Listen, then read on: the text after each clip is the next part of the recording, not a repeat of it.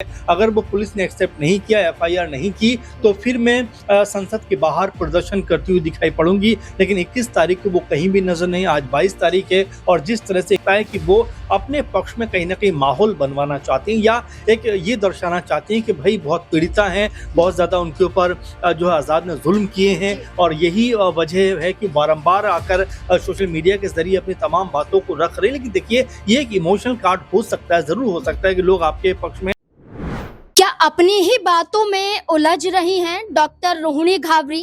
क्या अपनी ही बातों पर कायम नहीं है? जो खुद अपनी बातों पर कायम नहीं है तो उनकी आरोपों को कैसे सच मान लिया जाए? लगातार हम उनके सोशल मीडिया अकाउंट को देख रहे हैं, जहां वो लगातार पोस्ट कर रही हैं, ट्वीट कर रही हैं और इस ट्वीट के आधार पर चंद्रशेखर आजाद पर आरोप लगा रही हैं। चंद्रशेखर आजाद ने एक लाइन में, एक शब्द में ये बता दिया कि वो लड़ाई लड़ने के लिए तैयार है, वो मैदान में आने के लिए तैयार है, लेकिन वो मैदान कोर्ट रूम होना चाहिए, वो लड़ाई कानूनी तरीके से होनी चाहिए। मैं किसी भी महिला का अपमान नहीं करना चाहता, महिला सम्मान की खातिर कोर्ट में जवाब देने के लिए तैयार हूं। एक ही लाइन में चंद्रशेखर आजाद ने सब कुछ स्पष्ट कर दिया। लेकिन डॉक्टर रोहिणी घावरी है कि सोशल मीडिया पर जो पोस्ट डाल रही हैं, इन पोस्ट के जरिए उन पर वो खुद ही कायम नजर नहीं आ रही हैं। जैसे डॉक्टर रोहिणी घावरी का हमने ये पोस्ट आपको कई बार दिखाया कि उन्होंने पोस्ट किया था 18 जुलाई को कि मैं 21 जुलाई तक एफआईआर अगर नहीं होती है चंद्रशेखर आजाद पर तो वो पार्लियामेंट सेशन अंदर चलेगा, लेकिन मैं वहीं बाहर बैठकर धरना दूंगी, विरोध प्रदर्शन करूंगी। ये बात रोहिणी घावरी की है और एक दिन इंतजार भी किया गया कि चलिए आपने 21 जुलाई यहाँ पर कहा, चलिए हम 21 जुलाई रुक जाते हैं। लेकिन 21 जुलाई को देखा कि लोकसभा राज्यसभा की कार्यवाही हुई, लोकसभा की कार्यवाही स्थगित भी हुई, बड़ा हंगामा भी देखने को मिला, लेकिन वहां पर दूर दूर तक डॉक्टर रोहिणी घावरी नजर नहीं आए। 21 जुलाई की तारीख खुद तय की थी रोहिणी घावरी ने, लेकिन 21 तारीख को वो खुद ही नजर नहीं आई। भारत लौटी कि नहीं लौटी ये सवाल था, लेकिन एक नए पोस्ट ने फिर से एक बड़ा सवाल खड़ा कर दिया है। ये आपने पोस्ट यहाँ पर किया, इसके बाद ये पोस्ट यहाँ पर करती हैं डॉक्टर रोहिणी घावरी कि 23 जुलाई दिन में 11 बजे दिल्ली कमिश्नर ऑफिस पर जो लोग मुझे इस लड़ाई में साथ देना चाहते हैं वे जरूर आए। अब देखते हैं कैसे एफआईआर नहीं होती।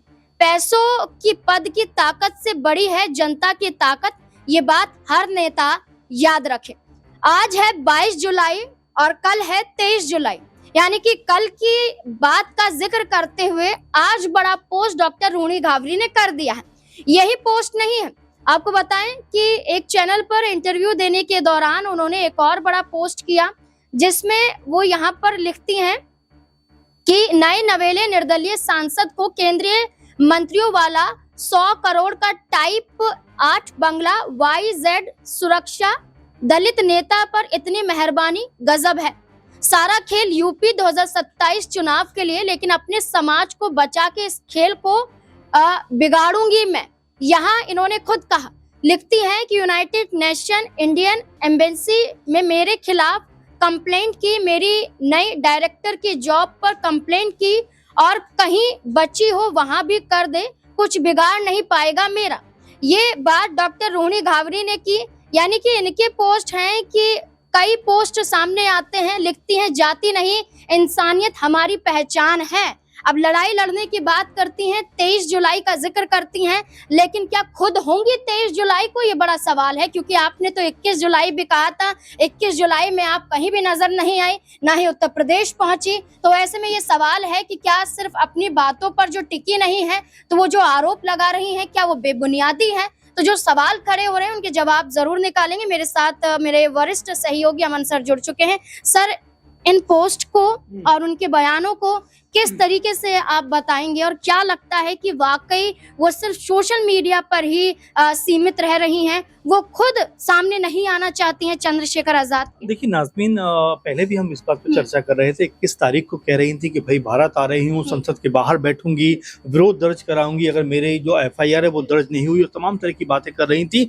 लेकिन 21 तारीख को वो कहीं भी नजर नहीं है, इसको लेकर भी हमने बात की। लेकिन अब एक बार फिर उनका पोस्ट निकल कर सामने आया है, उसमें वो कहती हैं कि 23 जुलाई के दिन 11 बजे दिल्ली कमिश्नर ऑफिस पर जो लोग मुझे इस लड़ाई में साथ देना चाहते हैं वो जरूर आए। अब यहाँ पर एक बार फिर एक सवाल उभर कर सामने आता है कि क्या वो खुद यहाँ पर हाजिर होंगी या किसी के जरिए ये पूरे का पूरा दबाव पुलिस पर बनाने का प्रयास करती हुई नजर आएंगी। क्योंकि जो बात वो पहले कह रही थी कि अगर मेरी जो दरख्वास्त है, मेरा जो याचिका है या मेरी जो एक तरीके से प्रार्थना पत्र है, अगर वो पुलिस ने एक्सेप्ट नहीं किया, एफआईआर नहीं की, तो फिर मैं संसद के बाहर प्रदर्शन करती हुई दिखाई पड़ूंगी। लेकिन 21 तारीख को वो कहीं भी नजर नहीं, आज 22 तारीख है, और जिस तरह से एक बार फिर वो ये पोस्ट जारी कर रहे हैं, कह रहे हैं कि भाई 21 नहीं लेकिन अब 23 तारीख को मैं जो है इस पूरी लड़ाई को लड़ते हुए दिखाई पड़ूंगी। लेकिन ये कहती हुई नजर नहीं आती कि क्या वो खुद वहां पर हाजिर होंगी या नहीं होंगी। क्योंकि देखिए सोशल मीडिया के जरिए अब तक रोहिणी घाबरी ने तमाम तरह से माहौल बनाया है, तमाम तरह की बातें कही हैं। अब चूंकि जो कह सकते हैं चंद्रशेखर आजाद चुने हुए सांसद हैं, तो जाहिर बात है कि उनको भी कहीं ना कहीं एक ये जरूर होता है कि भाई चुना हुआ जो व्यक्ति होता है उसके खिलाफ एक जल्दी से कोई भी आप मामला दर्ज नहीं करा सकते। लेकिन जिस तरह की बात जो यहाँ पर कह रही है कि भाई बीजेपी उनके साथ है, क्योंकि अगर उनकी एक और पोस्ट पे हम ध्यान दें तो उसमें वो क्या कहते हैं कि भाई देखिए जो नए नवेले निर्दलीय सांसद हैं एक तरीके से चंद्रशेखर आजाद, उनको जो है केंद्रीय मंत्रियों वाला, यानी कि जो केंद्र के मंत्री होते हैं उनको जो बंगला मिलता है 100 करोड़ का के आसपास होता है, टाइप 8 बंगला कहा जाता है, बाय प्लस सिक्योरिटी उसमें दी जाती है। वो कहती है कि भाई आखिर इतनी मेहरबानी एक दलित सांसद पर क्यों है, आखिर वो नए नवेले सांसद हैं लेकिन उसके बावजूद भी उन पर इतनी मेहरबान सरकार क्यों है। साथ में वो कहती है कि सारा खेल यूपी 2027 का है। देखिए बीजेपी के ऊपर वो गंभीर आरोप लगा रही हैं कि बीजेपी चंद्रशेखर आजाद को न सिर्फ बचा रही है बल्कि उनको बना भी रही है। आप देखिए कि जो फैसिलिटी या जो बड़ा बंगला केंद्रीय मंत्रियों को मिलता है वो यहाँ पर आजाद को मिल रहा है। इस तरह के आरोप जो है रोहिणी घाबरी लगाते हुए दिखाई पड़ रहे। लेकिन इन आरोपों से ज्यादा जरूरी ये हो जाता है कि वो भारत आए और यहाँ पर आकर जो लड़ाई है अपनी वो लड़ाई लड़ती हुई दिखाई पड़े। क्योंकि सिर्फ कहना और सिर्फ ये बोलना, मेरे ख्याल से अब सोशल मीडिया के जरिए इस तरह की बातों को कह सकते हैं कि लंबा वक्त हो गया है जब वो इस तरह के गंभीर आरोप लगा रही हैं, इस तरह की बातें कह रही हैं। तो ऐसे में अब 23 तारीख का जो जिक्र वो कर रही हैं, क्या वाकई में 23 तारीख को वो आएंगी, और अगर आएंगी तो क्या कुछ कहेंगी, मीडिया से इंटरेक्ट करेंगी, क्या जो आरोप उन्होंने लगाए थे क्या सबूत समेत उसको पुलिस के हवाले करती हुई नजर आएंगी। तो ये एक और सवाल यहाँ पर बनता है कि क्या चंद्रशेखर आजाद सांसद बन गए हैं, यही बात उन्हें हजम नहीं हो रही है, जो बार बार उन पर आरोप लगाती हैं कि वो सांसद नहीं है, वो जनता के हितैषी नहीं है, बल्कि उनके जरिए सिर्फ पद पाना चाहते थे। देखिए जाहिर बात है कि जिस तरह रोहिणी घाबरी बात कह रही हैं उसमें सच कितना है कितना झूठ है ये अलग बात है। लेकिन जो बातें वो सोशल मीडिया के जरिए कहती हुई दिखाई पड़ती हैं उससे ऐसा लगता है कि वो अपने पक्ष में कहीं ना कहीं माहौल बनवाना चाहती हैं, या एक ये दर्शाना चाहती हैं कि भाई बहुत पीड़िता हैं, बहुत ज्यादा उनके ऊपर जो है आजाद ने जुल्म किए हैं, और यही वजह है कि बारंबार आकर सोशल मीडिया के जरिए अपनी तमाम बातों को रख रहे हैं। लेकिन देखिए ये एक इमोशनल कार्ड हो सकता है, जरूर हो सकता है कि लोग आपके पक्ष में कहीं ना कहीं खड़े होते हुए दिखाई पड़े, लेकिन जब अदालत में आप जाएंगे, आप कोर्ट में जाएंगे, तो वहां पर जो बातें आपने कही है उसके मुताबिक फिर आपको सबूत भी रखने पड़ेंगे। तो ये बड़ा सवाल यहाँ बन रहा है कि जिस तरह के आरोप उन्होंने अब तक लगाए हैं क्या वो सबूत कोर्ट के सामने पेश कर पाएंगी। और बार बार तारीखों को बदलना और बार बार ये कहना है कि मैं ये लड़ाई लड़ना चाहती हूँ, आगे बढ़ना चाहती हूँ, अगर मैं ये लड़ाई नहीं लड़ूंगी तो बहुत सारी लड़कियों की हिम्मत कहीं ना कहीं टूटती हुई दिखाई पड़ेगी। तो ये तमाम बातें कहना, इसका अर्थ यही निकल कर आता है नाज़मीन कि क्या वो सिर्फ एक इमोशनल जो कार्ड है वो खेलती हुई दिखाई पड़ रही है। क्योंकि अब तक 1.5-2 महीने का वक्त हो गया और हर बार आपने सही कहा उनकी सांसदी के ऊपर सवाल उठाती हैं। और आपको याद होगा 2024 का भी जिक्र उन्होंने किया था कि भाई उस वक्त भी मैं तमाम खुलासे कर सकती थी, लेकिन मैं चाहती थी कि इनका जो पॉलिटिकल करियर है वो खराब नहीं होना चाहिए। लेकिन अब जब वो सांसद बन गए हैं तो इस तरह की बातें रोहिणी घाबरी कहती हुई दिखाई पड़ रही है। तो जरा सोचिए कि जो बातें वो कह रही हैं खुद उसी को अपने ही जरिए काटती हुई दिखाई पड़ती हैं। अब यहाँ पर जो भी बातें बातें उन्होंने कही हैं, क्या वाकई में 23 तारीख को वो दिल्ली में होंगी, भारत में होंगी, या वाकई में वो अपनी जो बात है वो कह सकते हैं पुलिस के सामने रखती हुई नजर आएंगी, या एक बार फिर तारीख पे नई तारीख देती हुई दिखाई देंगी। बिल्कुल, यहाँ पर एक और बड़ा मामला है कि अगर कानूनी तहत लड़ाई लड़ी जाएगी